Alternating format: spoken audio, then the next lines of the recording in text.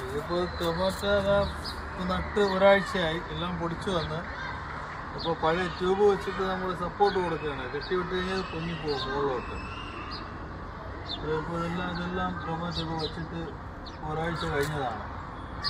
ഇതിപ്പോൾ ഒരു മാസം കഴിയുമ്പോൾ എല്ലാം പൂത്ത് കായ്ക്കാൻ തുടങ്ങും. അപ്പോൾ അതുകൊണ്ട് ഇത് ചെറുതിൽ തന്നെ നമ്മൾ മുട്ട കൊടുത്ത് കെട്ടിയിടും, അല്ലെങ്കിൽ ഒടിഞ്ഞു പോകും.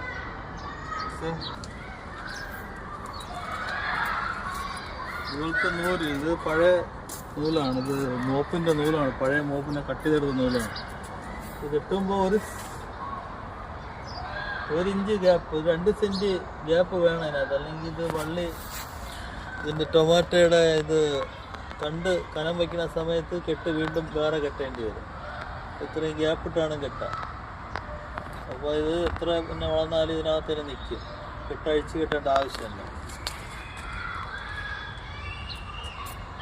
എല്ലാം കെട്ടി വിടണം. കുഞ്ഞ് പറഞ്ഞനുസരിച്ച് കെട്ടി വിട്ടാൽ കാറ്റടിച്ചാലും പേടിക്കേണ്ട, നമുക്ക് ധൈര്യമായിട്ട് കൃഷി ചെയ്യാം.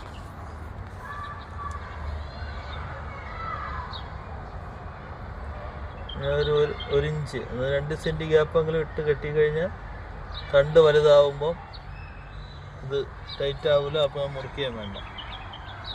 ഓക്കെ, നമ്മൾ ടൊമാറ്റോ കൃഷി ഇഷ്ടപ്പെട്ടാൽ ലൈക്ക് ചെയ്യുക, ഷെയർ ചെയ്യുക, നമ്മുടെ ചാനൽ സബ്സ്ക്രൈബ് ചെയ്യുക.